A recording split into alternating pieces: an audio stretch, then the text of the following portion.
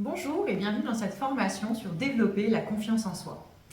La confiance en soi, c'est évidemment un vaste sujet, des choses qui nous concernent tous, comme vous allez le voir. Et ce qui est certain, et ce dont je suis convaincue, c'est que la confiance en soi, ça peut s'apprendre et ça peut s'acquérir. C'est vraiment une force, une compétence, un savoir-faire qu'on peut apprendre. C'est pas quelque chose qui est inné et qui est acquis avec lequel on est. C'est vraiment quelque chose qu'on peut apprendre et qu'on peut développer aujourd'hui, demain et tout au long de sa vie. Donc, pour commencer, posons le cadre avec une définition, tout simplement, et une définition qui est communément acceptée par les savants, les philosophes, les psychologues, c'est la suivante. Je vais vous la lire. Un état psychologique se caractérisant par l'intention d'accepter sa vulnérabilité sur la base de croyances optimistes sur les intentions ou le comportement d'autrui. En fait, qu'est-ce que ça veut dire? Ça veut donc dire au fond que la confiance en soi, ça fait qu'on ose se montrer vulnérable vis-à-vis des autres et dans la relation. Et en fait, en partant du principe que l'autre va être bienveillant.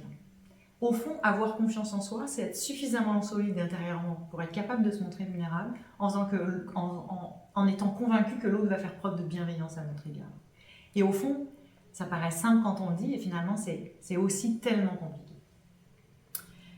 Mais ce qu'on peut retenir aussi de cette définition et qui va être extrêmement importante, c'est que finalement, croire en soi, croire en sa valeur, en ses forces, en ses ressources, être capable de se reconnaître, de se sentir suffisamment en sécurité, d'avoir de l'assurance, développer cette capacité de passer à l'action, ça va être vraiment, au fond, quelque chose de l'ordre du relationnel.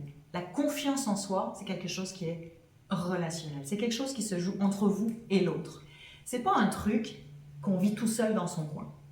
Qu'est-ce qu'on vit tout seul, entre guillemets, dans son coin? C'est l'estime de soi. Puis souvent, on va mélanger les deux notions, mais c'est vraiment deux notions qui sont distinctes. L'estime de soi, c'est les fondamentaux, c'est notre base, en fait, c'est ce qui sous-tend, en fait, notre confiance en nous. Si j'ai une bonne estime de moi, que je suis à l'aise dans ma valeur, etc., oui, là, je vais être capable beaucoup plus facilement d'avoir confiance en moi dans la relation. L'estime de soi, ça se joue de moi à moi. La confiance en soi, ça joue vraiment dans un système relationnel.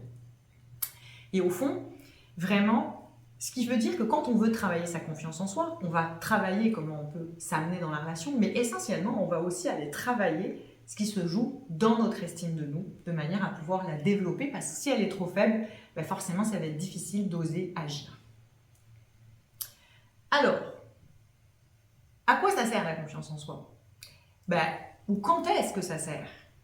Ça sert finalement dans énormément de situations de la vie, puisqu'on est un être humain qui est relationnel, donc de facto, dans des tas de situations où on est en relation, avoir de la confiance en soi va être utile. Ça va servir dans des entretiens, dans des rencontres, dans des partages. Ça va servir si je veux monter une affaire, lancer un projet. Mais ça va servir aussi face à un professeur qui peut avoir des avis ou des idées sur nous, face à un coiffeur qui a une grande idée sur la nouvelle coiffure que tu veux porter, puis toi tu as quand même le goût de garder tes cheveux longs, qui lui il t'explique que vraiment la coupe carrée c'est la dernière tendance à la mode, puis si tu manques de confiance en toi, tu vas pas oser lui dire non. J'entends ce que tu me dis, mais moi c'est pas ça que je veux. Puis ça fait qu'on ressort pas avec la bonne coupe, ou pas avec le bon vêtement, et même vis-à-vis de nos amis qui parfois ont des bonnes idées, parce qu'ils veulent être soutenants, parce qu'ils veulent être aidants, ils vont vous dire tiens, tu pourrais faire ceci, ou tu pourrais faire ceci, ou tu pourrais faire cela. Et c'est sûr que si on n'a pas suffisamment d'estime de soi, puis de confiance en soi, parce qu'on n'a pas la capacité à oser exprimer ça dans la relation, forcément on va faire plus confiance à l'autre, puis du coup on va se perdre en fait dans l'histoire. Donc la confiance en soi, elle va vraiment être utile dans tous nos systèmes relationnels. Tu sais, beaucoup de gens, par exemple, qui ont de la difficulté avec la prise de parole en public, c'est effectivement précisément un problème de confiance en soi. Pas d'ailleurs toujours d'estime de soi. Parfois, il y a des gens qui sont convaincus de leur valeur, mais face aux gens, là, au public, ils n'osent pas. Ils ont peur, il y a d'autres choses qui se réveillent. On va y revenir de toute façon, vous verrez. Donc, une des premières choses qui me paraît effectivement importante, une fois qu'on a posé tous ces prérequis, c'est tout simplement déjà d'apprendre à savoir d'où vous partez. Ok. on va observer la confiance en soi ou la non-confiance en soi. Donc, je vais vraiment vous inviter à vous interroger. Et puis, de façon détaillée et précise. Parce que souvent, ce qu'on dit, c'est « j'ai pas confiance en moi » ou « j'ai confiance en moi ». Comme si c'était une espèce de grande masse, que la confiance en soi, c'était universel. On l'a ou on l'a pas. Mais la réalité est tout autre. La réalité, c'est qu'il y a des endroits où on a confiance en soi, puis des endroits où on l'a pas. Des endroits où on est convaincu qu'on est quelqu'un avec une grande valeur, puis des endroits où on peut avoir plus de doutes. Donc, de facto, c'est plutôt que de dire j'ai confiance en moi ou j'ai pas confiance en moi, eh ben on va dire oui, j'ai confiance en moi dans telle situation, mais c'est vrai que dans telle situation, je peux en manquer. Moi, je suis quelqu'un qui a une belle aisance relationnelle. Je vais facilement être à l'aise dans les systèmes relationnels. Là, c'est un espace où j'ai confiance en moi, si je dois parler en public, si je dois m'exprimer dans une formation, si je dois m'exprimer dans un congrès ou face à un groupe, face à des individus. Par contre, si vous me mettez dans des réseaux professionnels ou autres, des cocktails où là, il y a plein d'inconnus, ben là, j'ai pas du tout confiance en moi. Ça devient très compliqué. Donc, c'est vraiment, vous voyez, un espace où je vais avoir confiance, un espace où je ne vais pas avoir confiance. Puis après, ça se travaille, là, tu sais.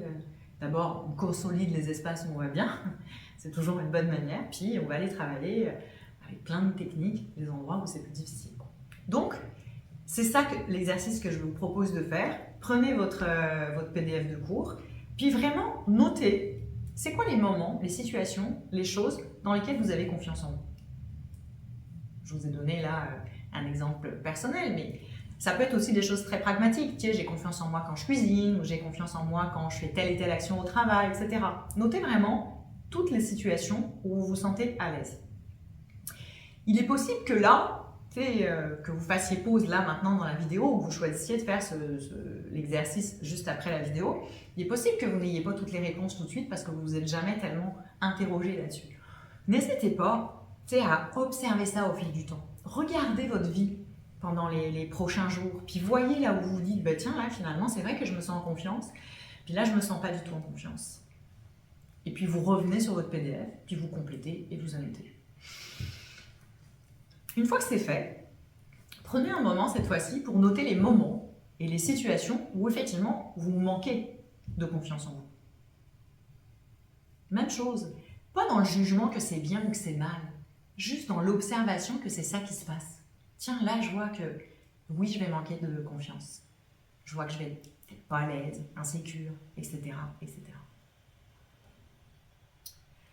Encore une fois, vous allez voir où ça part d'un côté ou ça part de l'autre. Ce qui est certain, c'est qu'il faut comprendre que de toute manière, la confiance en soi, ce n'est pas une grande ligne droite continue. Si on faisait un graphique puis qu'on mesurait la confiance en soi d'une personne normale, on n'aurait pas une ligne droite. On aurait plutôt une sinusoïde, quoi. Puis voire même, il y a des moments où on a beaucoup confiance en nous, puis beaucoup moins, quoi. Et puis, on peut tout à fait observer qu'il y a des situations qui peuvent être dans les deux polarités en même temps. Ça veut dire qu'une même situation, un jour, je peux me sentir en confiance, puis le lendemain, je peux me sentir pas du tout en confiance. Prenons la cuisine. Un jour, je décidais, je sais pas moi, de faire un cassoulet. Puis je trouve que c'est super, c'est extraordinaire. Puis tout le monde m'a dit que c'était extraordinaire, et que je me dis que je suis une très bonne cuisinière, que je me sens très en confiance. Puis le lendemain, j'en sais rien, je me sens pas bien, je suis fatiguée, j'ai fait une purée, elle était comme vraiment très bof. Puis là, la confiance va diminuer. Pourtant, on parle toujours de faire de la cuisine. Donc au fond, ce qui est aussi important de comprendre, c'est dans la notion de confiance en soi, oui, on peut repérer les choses où on a plus facilement confiance en soi et les choses où on va plutôt manquer de confiance en nous. Mais il y a aussi ces espaces où un jour je me sens bien, le lendemain je me sens moins bien, un jour je me sens bien, face effectivement à la même situation. Parce qu'il y a un contexte, il y a un environnement. On se rappelle, la confiance en soi, c'est quelque chose qui est d'ordre relationnel. Donc il y a plein d'éléments extérieurs qui vont jouer aussi à l'intérieur de ça. Donc encore une fois, c'est jamais l'idée de se juger ou de se vilipender à travers ça, mais toujours dans cette idée, au contraire, de bienveillance, quoi. Et il faut comprendre que ça peut paraître un peu troublant de se dire, mais comment une même chose peut être des deux côtés en même temps? Je peux avoir confiance et pas confiance du jour au lendemain, presque. Et c'est sûr qu'il faut comprendre que le côté binaire, c'est vraiment notre cerveau rationnel qui fait ça. Mais notre cerveau émotionnel, si on fait un petit peu je trouve pas mon mot, mais d'anatomie, en fait, notre cerveau émotionnel, il est situé à un niveau beaucoup plus reptilien de base, et à ce moment-là, on va activer ces centres-là, et ces centres-là sont plus primaires, en fait, sont plus basiques. Et eux, le côté binaire un peu de notre cerveau rationnel qui dit on est ou d'un côté ou de l'autre, ça n'existe pas du tout. On peut vivre des tas de choses en parallèle. Lui, ça lui est absolument égal et il n'y a aucun souci avec ça. Donc, au fond, observez les choses.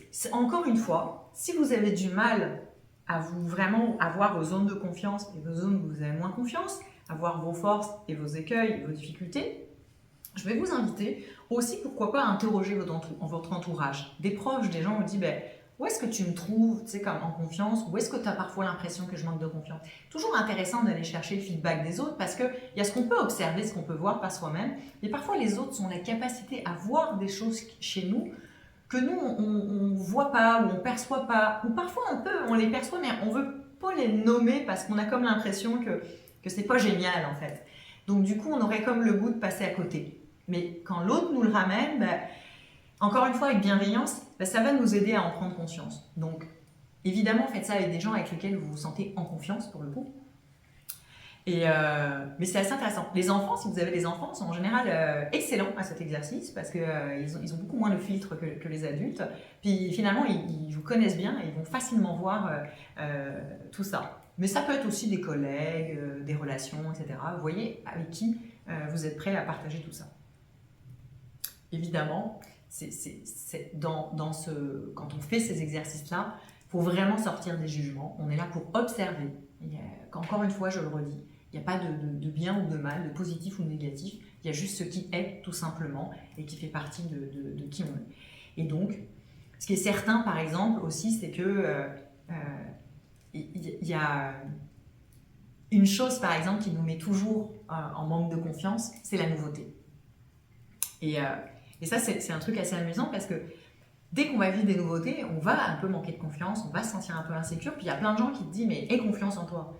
Mais tu sais, je peux avoir confiance que j'ai de la valeur, que je suis compétent, que je suis super, mais c'est nouveau. Et face à la nouveauté, à l'imprévu, à ce qu'on ne connaît pas, on ne peut que manquer de confiance parce qu'on n'a pas d'assise ni relationnelle, ni expérientielle, ni rien du tout. Donc, chaque nouveauté dans votre vie, attendez-vous à ne vivre qu'une seule et unique chose, c'est évidemment un manque de confiance. C'est pas incorrect, c'est propre à la nature de la nouveauté. Donc ça, c'est aussi important de le comprendre. Puis ça, moi, je trouve ça extrêmement intéressant parce que je trouve que ça nous aide à faire redescendre un peu la pression, de se dire, mais est-ce qu'un jour, j'aurai quand même une confiance éternelle et absolue dans toutes les situations de la vie? Non, parce que la vie, ça peut pas être ça. Même si j'ai énormément travaillé sur moi, puis que j'ai fait des tas de choses, etc., tu sais, c'est donnez-vous le droit qu'il y a des fois, juste parce que la situation est différente, forcément, ça va générer ça et c'est une évidence, quoi. Donc, à nouveau, là, je vais vous inviter ou à faire pause au fur et à mesure de la vidéo ou à faire des exercices à la fin de cette vidéo pour effectivement, à nouveau, faire une petite réflexion et une petite introspection sur vous. Donc là, face aux situations où vous manquez de confiance en vous, je vais vous inviter à répondre à toute une série de questions. Donc, pensez à un ou deux événements où vous manquez de confiance en vous. Vous dites, tiens, oui, ça, c'est des moments où je me sens moins à l'aise, moins dans le système, moins dans la relation, etc. Selon vous, qu'est-ce qui vous fait manquer de confiance? D'où ça part? Qu'est-ce que vous observez chez vous comme réaction physique, psychique? Parfois, on peut avoir ce que j'appelle une réaction physique, c'est vraiment une réaction physique. Est-ce que j'ai des tremblements? Est-ce que j'ai l'impression d'avoir des sueurs froides? Est-ce que j'ai des maux dans l'estomac? Est-ce que tout d'un coup, j'ai mal aux genoux? J'ai mal à la tête? Peu importe. Psychiquement, est-ce que je me sens effrayée, apeurée? Est-ce que je me sens insécurisée? Est-ce que je me sens fébrile, excitée? Peu importe. Quelles sont les pensées qui vous viennent en tête quand vous manquez de confiance en vous? Je suis nulle, je suis idiot, je suis un abruti, je suis pas une bonne personne. T'sais, ça peut être ce genre de choses, ça peut être d'autres choses aussi, tu sais. Mais c'est ça un peu, c'est quoi les pensées qui vous viennent à la tête? Puis essayez d'observer comment la situation se met en place. Parce qu'en général, il y a la confiance, quand on manque de confiance en soi dans des situations, il y a un moment, on va voir qu'on est insécure puis qu'on manque de confiance. Mais souvent, il y a eu plein de signes en avant. Essayez de remonter un peu le fil, puis de vous dire comment je suis arrivée dans cette situation. Qu'est-ce qui s'est mis en place petit à petit qui a créé finalement l'angoisse, l'inquiétude et l'insécurité. Si je reprends l'exemple des gens qui vont parler en public, ils savent qu'ils vont aller parler en public. Puis souvent, c'est pas juste au moment où ils arrivent sur la scène que « Oh mon Dieu, wow, je manque de confiance en moi ». Non. Ils ont commencé à dire « Oh là là, il y a du monde. Oh mon Dieu, la salle est remplie. Oh finalement, c'est plus rempli que ça. Et ceci, et cela. » Puis, vous voyez, il y a tout le petit mécanisme qui se met en jeu. Plus vous allez observer ça, plus vous aurez la prise pour le déjouer. Mais pour le moment, on n'en est pas là, juste on observe. À quel moment le manque de confiance en soi démarre, justement? Puis quand est-ce qu'il finit? Parce qu'il y a des gens, ils vont manquer beaucoup de confiance en eux. Si je reviens toujours sur les gens qui vont parler en public, il va y avoir beaucoup un manque de confiance. Ils vont arriver, ils commencent à parler, puis tout d'un coup, pouf, la confiance revient. Il se passe quelque chose, puis ça fait comme un virement de bord, quoi. Parfois, ça peut prendre beaucoup plus de temps. Mais au fond, c'est quand le moment où ça démarre, puis c'est quand le moment où ça finit. Ça va vous aider à mieux observer ces situations, à mieux vous les approprier et à pouvoir effectivement cheminer à l'intérieur du dispositif. Évidemment, je vais vous inviter à faire exactement le même exercice avec tous les moments où vous avez confiance en vous. Qu'est-ce qui fait que vous avez confiance en vous? Qu'est-ce que vous observez comme réaction physique, psychique? Du contentement, de la joie, du plaisir, des bouffées de chaleur, une espèce de sensation de bien-être, de relâchement. Comment la situation se met en place? D'où c'est arrivé? C'est quand? Parce que je sais que là, c'est quelque chose que j'aime beaucoup, du coup, je me sens excitée et fébrile. À quel moment elle démarre, cette confiance? Puis quand est-ce qu'elle se termine? Puis une fois que vous avez toutes vos réponses, vous allez pouvoir observer qu'est-ce qui fait un peu que vous manquez de confiance en vous? C'est quoi vos déclencheurs un peu en arrière? Puis qu'est-ce qui fait que j'ai confiance en vous? Et là, ce que je vais vous inviter à faire, c'est vraiment à noter et à observer, à noter c'est quoi qui active en fait le manque de confiance en vous et c'est quoi qui active finalement la confiance en soi. Ce qui va vous permettre en fait de comprendre c'est quoi les situations, les contextes qui fait qu'on est particulièrement en confiance et les situations, les contextes où on ne l'est pas. Si je reviens sur l'exemple que je vous donnais, moi, qu'est-ce qui fait que quand je fais une formation, un atelier, etc., je suis très en confiance? Au fond, je connais mes contenus, je trouve que je suis compétente, etc. Donc, il y a quelque chose de sécure qui s'installe. Puis là, je suis très à l'aise dans le système relationnel vis-à-vis des gens. Il y a une vraie espace de sécurité. Quand, effectivement, je suis dans des réseaux et que je ne connais pas les gens, l'insécurité, elle va venir, effectivement, parce que je ne les connais pas, les gens. Puis, je ne suis pas là pour développer un contenu, je suis là pour échanger avec les gens. Et là, il y a une forme d'insécurité, de manque de confiance qui va venir se réveiller chez moi. Puis après, on peut remonter très loin là, mais si on a besoin d'aller plus loin, le mieux c'est de se faire accompagner avec un psychologue ou un thérapeute, etc. Si vous cherchez des informations par rapport à ça parce que vous voulez aller creuser un peu plus loin ou vous n'arrivez pas à le faire tout seul, sur Bigger, vous allez trouver toute une section thérapie, coaching, avec différentes informations qui vont vous expliquer un petit peu comment ça fonctionne et pouvoir vous faire accompagner si vous le souhaitez. Alors, maintenant que vous avez pu observer, c'était finalement où est-ce que vous avez vraiment confiance en vous, où est-ce que vous manquez de confiance en vous, quels sont un petit peu vos déclencheurs, comment ça peut fonctionner, comment vous cheminez à l'intérieur de ça, effectivement, je vais vous présenter un peu des pistes pour développer la confiance et surtout l'estime de soi. Je vous l'ai déjà dit, l'estime de soi, c'est vraiment la base qui sous-tend la confiance en soi. Donc, c'est vraiment cet aspect-là qu'on va chercher à travailler quand on veut développer sa confiance en soi, notamment.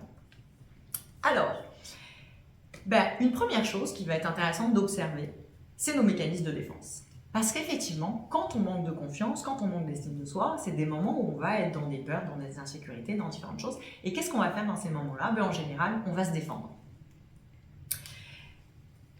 Et c'est quoi les mécanismes de défense? Il y en a énormément, mais il y en a, on va dire, là je vais vous présenter une liste des mécanismes de défense connus et reconnus. Donc un premier, c'est le refoulement. Le refoulement, ça veut dire quoi? Ça veut dire qu'il s'est passé une situation et je fais un peu comme si elle n'avait pas vraiment existé, puis elle ne m'avait juste pas impacté. Non, c'est pas grave, je vis très bien. Je vais reprendre mon exemple d'orateur. ben, c'est la personne qui dit non, non, j'ai confiance en moi, j'y vais, tout va bien, etc. Donc il est en train de refouler le fait qu'en fait, il a un peu peur, il a de l'appréhension. Pourquoi en ça c'est dangereux? Parce qu'à un moment, ça peut se réveiller. Il y a l'introjection comme mécanisme de défense. L'introjection, c'est accepter une image de soi par rapport à des idées reçues. C'est-à-dire qu'au fond, on accepte comme acquis que, ben, par exemple, tu sais, juste l'idée « je manque de confiance en moi ». Il y a des gens, c'est une introjection. En fait, on leur a tellement dit qu'ils manquaient de confiance en eux qu'en fait, quand ils parlent d'eux, ils disent tout le temps « je manque de confiance en moi ». Ben, tu sais, quand tu regardes, tu te dis « mais sur quoi c'est étayé? C'est quoi les faits observables, les moments, les situations ?» Tu sais, c'est comme, c'était peut-être quelque chose de votre passé, ou c'est peut-être une situation qui est arrivée de façon situationnelle, qui a fait qu'on vous a collé cette étiquette, mais la réalité, c'est qu'il y a des millions d'autres situations où vous avez confiance en vous, puis ça va très bien, et vous avez quand même acheté cette idée. Ben ça, c'est une introjection. J'ai accepté quelque chose qui n'est pas nécessairement ma réalité. Un autre mécanisme, c'est la fuite et l'évitement. Ben, c'est les moments où, si je prends mon conférencier, ben, c'est celui qui va virer le bord, puis il ne va pas y aller à la conférence là. Il va s'organiser pour jamais être dans cette situation, parce que d'emblée, comme il en a peur, ben, il ne va pas s'y confronter. C'est sûr qu'il ne chemènera jamais dans le sujet. La rationalisation, ça c'est un mécanisme de défense que moi j'aime beaucoup, je l'ai beaucoup utilisé. Tu sais, on intellectualise le sujet, on dit oui, alors comme il y a ci, il y a ça, vous comprenez, après tout c'est pas si grave, mais parce que, puis alors après si on se connaît bien, on peut aller aussi dire oui, parce que dans mon enfance, il s'est passé ça, ça, ça, tu sais, ça c'est tous ces chemins où on va fonctionner dans sa tête, puis en fait, plutôt que d'aller écouter ce qu'on vit, on va parler et structurer sur le sujet. Mais en fait, la réalité, c'est que c'est absolument ni aidant ni propulsant, ça ne nous invite pas du tout à passer à l'action. Ça peut être, si je reviens toujours sur mon exemple d'orateur, c'est des gens qui vont dire « Oui, bah moi j'aimerais bien pouvoir parler, faire des choses en public, mais bon, comme tu comprends, je suis pas à l'aise et que j'ai trouvé d'autres chemins, finalement c'est pas vraiment utile. » Ok, mais tu as envie mais tu le fais pas, puis tu as trouvé une bonne raison de pas le faire. Il y a la confluence aussi dans les mécanismes de défense. Ça, c'est le moment où on va trouver plein de gens qui vont être d'accord avec nous. Comme ça, on est bien content dans notre affaire, qu'on a bien raison de fonctionner comme ça. L'autopunition, ça, c'est les moments où on va s'interdire des choses, se brimer quelque part, parce que comme on ne veut pas vivre l'émotion négative, ben, on va se punir quelque part. Il y a le personnage aussi, donc là, on va incarner l'idée qu'on est une personne qui est en confiance, mais en dedans, sa bataille est sévère. Et puis, il y a le jugement. Donc ça, c'est ce que je vous disais un peu, je suis nul, je suis pas à la hauteur, etc. Et puis la comparaison. Évidemment, l'autre est meilleur que moi. Et d'ailleurs, le jugement et la comparaison, dans la confiance en soi et dans l'estime de soi, eux, en général, ils sont bien là. Il peut y en avoir d'autres. Il y en a même d'autres que je n'ai peut-être pas cités qui sont des mécanismes de défense maison qu'on utilise. Mais comparaison et jugement, estime de soi et confiance en soi, vous êtes sûr en général, c'est le petit combo gagnant qui nous met bien le nez là où ça fait mal. Donc, en ce qui concerne ces mécanismes, l'ensemble de ces mécanismes, je vais vraiment vous inviter dans un premier temps à faire pause, puis à noter parmi tous les mécanismes que je vous ai donnés, ou ceux que vous pouvez connaître et observer chez vous, lesquels vous vous reconnaissez. Oui, vous vous dites « Ah oui, tiens, quand je suis pas bien, quand je suis triste, quand j'ai de la peine, quand je suis en colère, quand je me sens mal à l'aise dans des situations insécures, etc. Tiens, lesquels j'utilise? C'est quoi mes petits trucs maison? Et puis, franchement, qu'on se le dise, hein, tout le monde doit avoir des noms sur la liste. Hein. Tout le monde se défend. Tout le monde se défend. C'est comme ça. Il n'y a pas de... Même si ça fait 20 ans, 30 ans que vous travaillez sur vous, etc., et que vous connaissez par cœur, on le fait. C'est tout. Ça fait partie de la vie. C'est ni bien ni mal. C'est comme ça. C'est comme un réflexe. Donc, l'important, c'est qu'est-ce qu'on en fait une fois qu'on s'en rend compte. En ce qui concerne spécifiquement jugement et comparaison, comme je vous l'ai dit, a priori, quoi qu'il arrive et quoi qu'il en ait, ils doivent être sur cette petite liste. Donc du coup, dans Bigger, je vous ai fait des formations dédiées à ça, au jugement, sortir des jugements, sortir de la comparaison, parce qu'effectivement, c'est tellement des choses qui sont spécifiques que je vous en ai fait des formations particulières pour vraiment vous aider à aller plus loin sur le sujet. Un autre point qui va être hyper intéressant pour développer la confiance en soi et l'estime de soi, c'est se donner le droit à l'erreur. Effectivement, souvent, on est extrêmement exigeant avec nous-mêmes, on ne s'autorise pas à se tromper, on ne s'autorise pas à mal faire, parce qu'on est éduqué comme ça dans la société, etc. Et ce qui va nous amener effectivement à être dur, entre guillemets, avec nous-mêmes. C'est un peu ce qu'on disait avec les mécanismes de défense et l'autopunition. Si je développe cette capacité à me donner le droit à l'erreur, ça va aller beaucoup mieux. Je ne vais pas développer plus avant ici ce sujet-là, parce que à nouveau, je vous ai fait une formation dédiée sur se donner le droit à l'erreur. Donc, si vous voulez aller plus loin sur ce sujet, je vais vraiment vous inviter à aller la regarder. Donc, on peut se le dire pour le moment, développer son estime de soi et sa confiance en soi, ça veut dire je m'observe pour voir où j'ai confiance et où j'ai pas confiance. J'évite de globaliser en définissant tel que, puis vraiment en observant les situations pour vraiment être en capacité de dire c'est tel déclencheur, telle situation qui me met là ou là. Connaître nos mécanismes de défense pour voir comment on peut les déjouer et en sortir, et notamment nos amis jugement et comparaison. Se donner le droit à l'erreur. Et évidemment, une autre chose qui va être primordiale dans cette affaire, c'est donnez-vous du temps. Il n'y a rien qui se fait en un jour à l'intérieur de ça. Donnez-vous du temps, développez la bienveillance, constance et répétition va vraiment être votre meilleur ami dans ce cas-là. Il y a une chose qu'on peut mettre en place face à tout ça, c'est ce qu'on appelle les mécanismes de protection. Les mécanismes de protection, c'est une notion qui a été développée par Colette Portelance. Colette Portelance, c'est une psychologue et thérapeute qui a été à l'origine de la création d'une approche qui s'appelle l'approche non directive créatrice. Je vous en parle d'ailleurs dans Bigger dans la partie thérapie. Et vraiment, elle a instauré cette notion que j'aime beaucoup parce que ça nous donne de la prise. Quand on est dans des difficultés, qu'on vit des choses émotionnellement compliquées et qu'on va être amené à se défendre, à un moment, si on prend conscience de c'est quoi nos déclencheurs et que l'émotion négative va arriver, on peut mettre en place des mécanismes de protection qui vont nous aider à cheminer. Nos mécanismes de protection, c'est quoi par exemple? Ça peut être une demande claire. La demande claire, c'est quand je vais dire à quelqu'un tiens, j'ai l'impression que tu penses ça de moi, est-ce que c'est... non, ça c'est la vérification, pardon. La vérification, c'est quand il y a quelqu'un à qui moi j'interprète qui pense ça de moi, je vais aller vérifier. La demande claire, c'est vraiment que j'ai un besoin spécifique et je vais demander à une personne de l'aide ou un feedback. Tiens, j'ai fait ça, qu'est-ce que tu en penses? La vérification, donc comme je vous disais, c'est vraiment quand j'ai élaboré que la personne pouvait avoir des mauvaises pensées à mon égard, je vais les vérifier. Tiens, j'ai l'impression que c'est ça que tu penses du mal de moi. La personne va vous dire oui ou non. Évidemment, on est libre de ne pas la croire. Mais faites confiance à votre senti. Une des choses qui est intéressante, je trouve, en mécanisme de protection, puis ça, je trouve que dans la confiance en soi et l'estime de soi, c'est vraiment intéressant, c'est choisir son entourage et son environnement. Plus vous allez choisir les gens autour de vous, plus ça va être facile, quoi. C'est des gens qui sont jamais aimables avec vous, qui sont toujours discriminants, qui sont toujours jugeants, etc. C'est clair, c'est pas un entourage bienveillant. C'est pas quelqu'un qui va être à choisir dans son entourage. Alors j'entends ce que certains vont dire, ouais, mais moi, c'est mes parents ou mes frères et sœurs, j'ai peut-être pas envie de vivre sans famille. Oui, mais est-ce que tu es obligé de le voir à toutes les semaines? Peut-être vous allez tous les 15 jours, ou toutes les 3 semaines, ou tous les mois, j'en sais rien. Mais trouve quelque chose qui est juste dans ton équilibre, puis veille à ce que tu vas partager avec ces gens-là. Dans les mécanismes de protection, on va également aussi trouver le territoire et les limites. C'est-à-dire que c'est poser aussi sa ligne. Comment je peux gérer mes priorités, comment je peux apprendre à éviter d'être envahi par les gens. Tous ces gens qui vont vous donner des avis et des conseils, si j'apprends à poser mon territoire et mes limites, je peux leur dire, écoute, c'est gentil, mais non merci.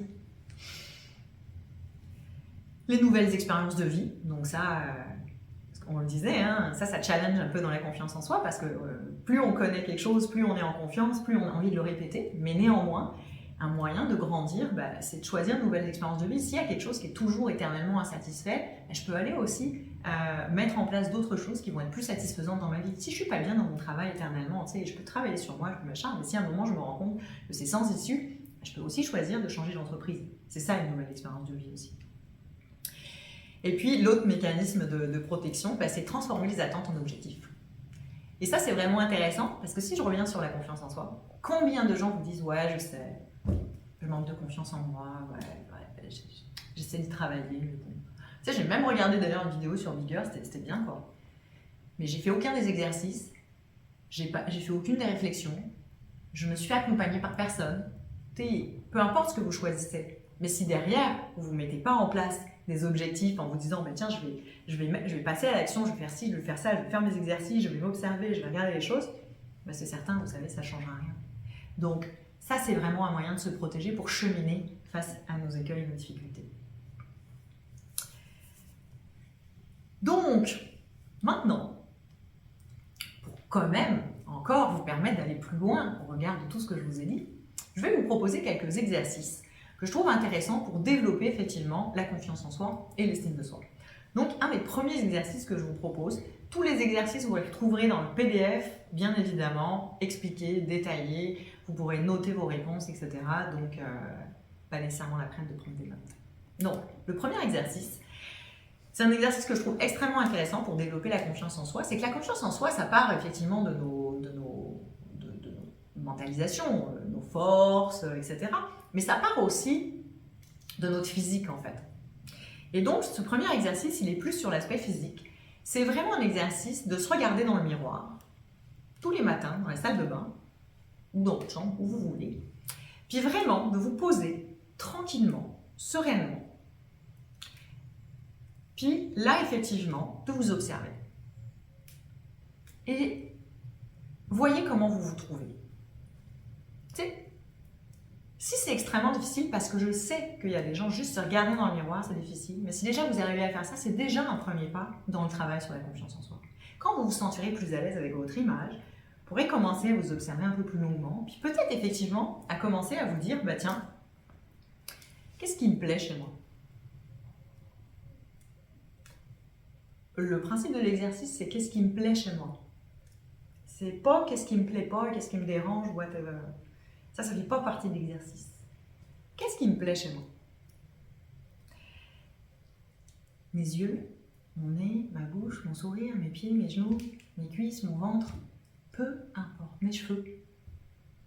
Observez, tiens.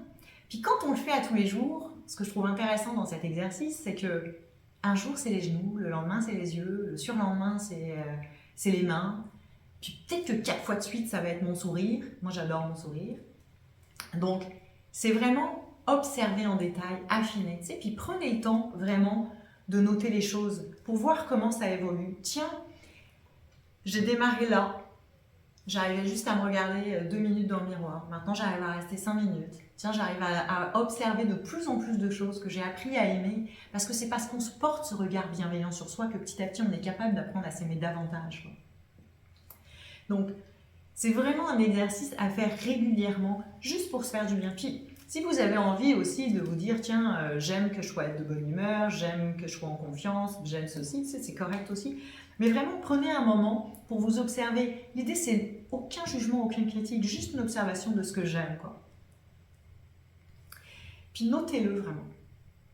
À tous les jours, vous vous dites, bah, tel jour, c'est ça que j'ai observé de bien, tel jour. Et au fur et à mesure, regardez comment ça chemine, puis comment les choses peuvent se construire et se tisser. Vous voyez que vraiment, c'est un petit exercice qui paraît simple et en même temps qui est très propulsant. Un autre exercice que je vais vous proposer, que je trouve également aussi très intéressant, moi je me souviens quand je l'ai fait la première fois, j'étais impressionnée. Donc, vous allez choisir 20 noms d'amis, de famille, de proches, de gens que vous connaissez, tous les gens autour de vous, etc. Puis vous le notez. Là, je vous ai préparé ça dans le PDF, vous pourrez effectivement noter les 20 noms. Et en face du nom de chaque personne, vous allez noter une qualité. Tiens, je ne sais pas, vous avez un ami qui s'appelle Paul et vous le trouvez bienveillant. Tiens, votre maman, vous la trouvez souriante. Tiens, votre amie Caroline, vous trouvez qu'elle a une vraie conscience professionnelle. Tiens, votre meilleur ami, vous trouvez qu'il est plein de douceur, etc., etc., etc. Donc à chaque fois, vous allez noter une qualité que vous observez, que vous reconnaissez chez chaque personne. Une fois que vous avez fait ça, ce qui va déjà vous prendre un petit moment, donc là je vous invite à faire pause, à aller dans votre PDF, puis à noter tout vos noms. Une fois que ça c'est fait, que vous avez votre liste, vous allez passer à une autre partie de l'exercice qui est un peu plus challengeant. Ça c'est la partie sympa. Là vous allez écrire « je suis », puis vous allez prendre toutes les qualités que vous avez notées et vous allez écrire. Ça veut dire que ça va écrire « je suis bienveillant, je suis doux, je suis avec une bonne conscience professionnelle », etc., etc., et toutes les qualités. Puis une fois que vous avez écrit tout ça, vous allez la lire, la liste. Pas dans votre tête, tout haut. Parce que le lire dans sa tête, je suis bienveillant, c'est une chose. Mais le dire tout haut, je suis bienveillant, c'est une toute autre chose. Puis vous verrez, Je vous invite à noter également dans le PDF justement, qu'est-ce que ça vous fait ressentir? Moi, la première fois que j'ai fait cet exercice, il y avait plein de je suis, je me disais je suis ça, et je me disais, dans ma tête, ça disait je suis pas du tout ça, moi. Non, non, non, non, non. Elle est mignonne, note-la avec son exercice. Non, non, moi je suis pas ça. Tu sais, et en même temps, je le disais, puis c'était pas si simple. Tu sais, parfois, ça faisait du malaise. Mais il y en a où je me disais, ben oui, je suis ça, c'est vrai. De quoi on part sur cet exercice, pour vous expliquer un petit peu, c'est que on part de l'idée que ce que je vois chez l'autre m'appartient toujours. Je suis incapable de voir chez quelqu'un d'autre quelque chose que je ne possède pas.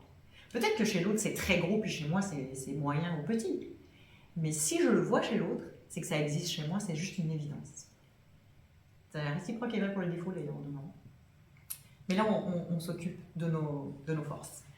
Donc, vraiment, observez. Puis, je vous invite évidemment, cette liste, une fois que vous l'avez fait, cet exercice, une fois que vous l'avez fait, c'est à le relire. Pas tous les jours. Peut-être tous les 15 jours, toutes les 3 semaines, tous les mois, voyez un peu.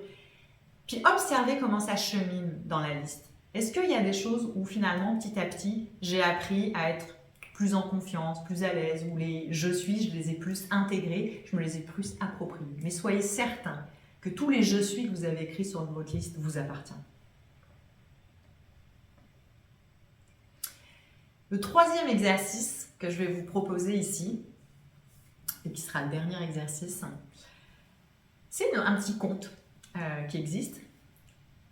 Je ne sais pas si peut-être que certains le connaissent. Moi, c'est vraiment quelque chose que j'aime beaucoup parce que je trouve qu'il est très représentatif de ce qu'il faut apprendre à faire dans la vie. C'est le conte des deux loups. Un soir, un vieil indien Cherokee raconte à son petit-fils l'histoire de la bataille intérieure qui existe chez les gens et il lui dit « Mon fils, il y a une bataille entre deux loups à l'intérieur de nous tous. L'un est le mal, c'est la colère, l'envie, la jalousie, la tristesse, le regret, l'avidité, l'arrogance, la honte, le rejet, l'infériorité, le mensonge, la fierté, la supériorité et l'ego. L'autre est le bien. C'est la joie, la paix, l'amour, l'espoir, la sérénité, l'humilité, la gentillesse, la bienveillance, l'empathie, la générosité, la compassion et la foi. » Le petit-fils songea à cette histoire pendant un instant et demanda à son grand-père « Mais lequel des deux loups gagne ? À votre avis, lequel des deux loups gagne ?» Le vieux Cherokee répondit simplement « Celui que tu nourris. »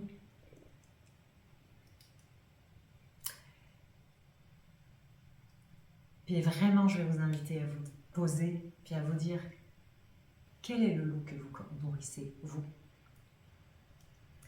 Tu sais, c'est sûr que si à tous les jours de ta vie, tu nourris le loup de la joie, de la paix, de l'amour, de la bienveillance, tu sais, ça va prendre une place énorme dans ta vie.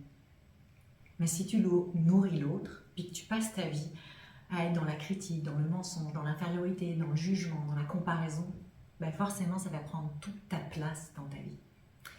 Donc vraiment, si vous voulez développer la confiance et l'estime de vous, ben nourrissez le bon loup. Puis c'est ça que tous les exercices que je vous propose ici vous invitent à faire tout simplement. Je vais vous souhaiter une bonne continuation avec tout ça et au plaisir.